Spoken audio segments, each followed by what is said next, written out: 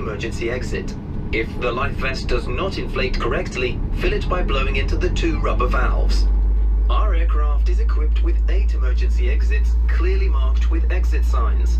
There are 2 emergency exit doors at the front and 2 emergency exit doors at the rear of the cabin, as well as 4 overwing emergency exits in the central part of the aircraft. Kontakt z załogą. Pasażerów zajmujących miejsca w pierwszym rzędzie lub w rzędach przy wyjściach awaryjnych prosimy o umieszczenie całego bagażu wyłącznie w schowkach. Prosimy zachować ostrożność podczas ich otwierania, gdyż znajdujące się tam przedmioty mogą wypaść. W przypadku ewakuacji cały bagaż podręczny należy zostawić na pokładzie.